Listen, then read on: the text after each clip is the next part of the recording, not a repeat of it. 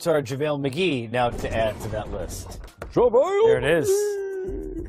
Eric, one of the things I think is fascinating about where the Lakers are right now is that buyout or stretch opportunity on Deng as well. How much room do they get if they stretch Luol Deng, and what does that look like year after year? Well, what it does, he's about, let's call it 7.5 over the next 3 years. So this year plus 2 more. So now what we're seeing is we're seeing one-year deals, right? We're seeing JaVale, we're seeing Lance, we're seeing KCP. So now the question is, are the Lakers putting them in a position, they're putting themselves in a position for next year to go spending? Do they feel like we got LeBron this year, the next star is going to come next year, in which case they're going to protect that money. If they get that second guy now, then they don't really care about the future because at that point it becomes more of a tax issue, and they're willing to pay the tax. So about $7.5 million. Now, if they trade him outright, that costs you probably at least 1 first, if not 2.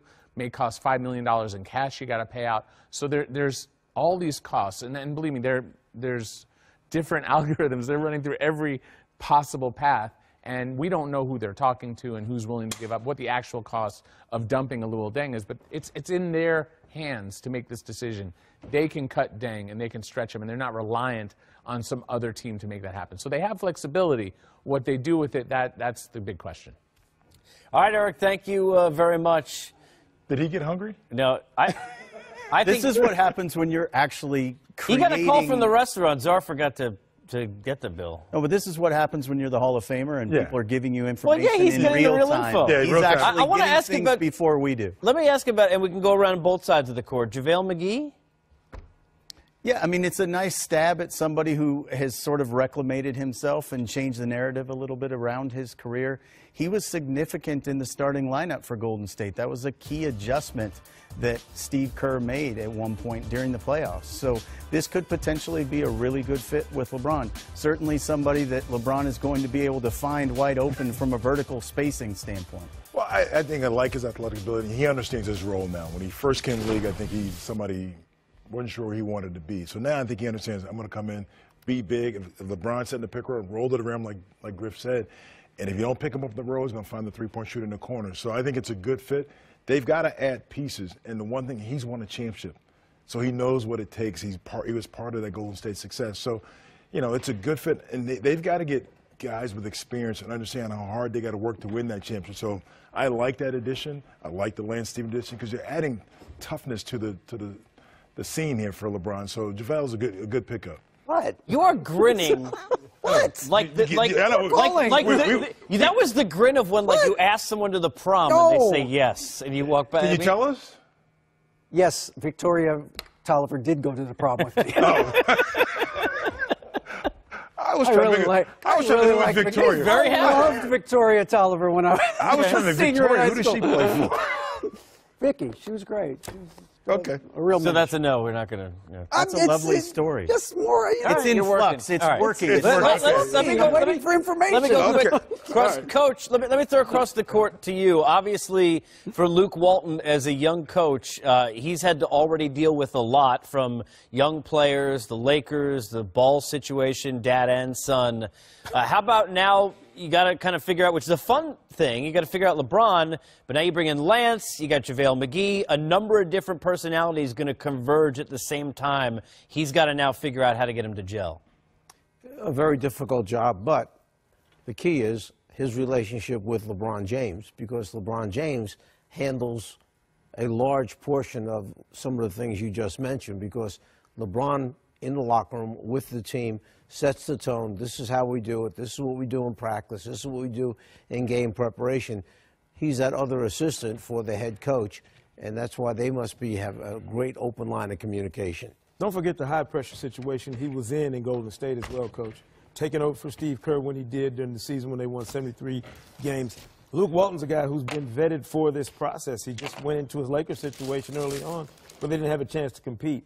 Now he'll get back to coaching the type of team he was trying to help coach in Golden State. And I think having LeBron as the real bell cow in that locker room as well as on the court changes the dynamic for a young coach.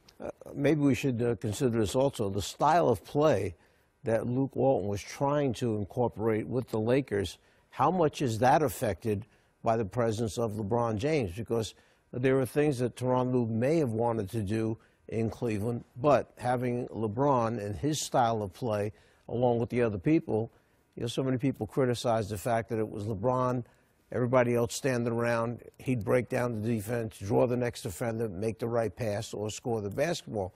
That's not what the Lakers have been about over the last couple of seasons since Walton's been there. You guys can keep it. Talking. You guys over eating chicken wings? What's going on? Good. Good. That kind of day around. So the steaks didn't show, so we had wings delivered. They're good. No, you guys can keep going. Please. I will say this, though, About it. and we keep talking about it in relation to LeBron's presence on this Lakers team.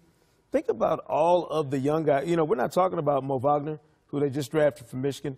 That maybe changes what you do with a Julius Randle, because if you add JaVale McGee, maybe you're looking for different types of power forwards to play alongside LeBron, or a 5 that you can stretch out to the three-point line, make the floor a little bit different, the dimensions different for LeBron to operate in some of those areas where he might not be able to with a Julius Randle on the floor. And in the Mo Wagner, that pick was instrumental going with LeBron. Here's a guy that can stretch the floor and can roll and play inside. So it's a great addition now that you have LeBron on that roster. And the other guy we've talked about, Sekou, the last couple days that really could be significant in that is Boogie Cousins.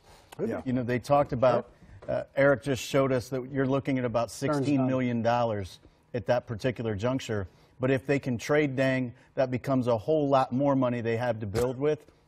And the skill set of Boogie Cousins, Please, who is a player that LeBron wings. has always believed very strongly in, could be a really good fit as well. Griff, is there any concern that Boogie Cousins won't be available at the start of this season?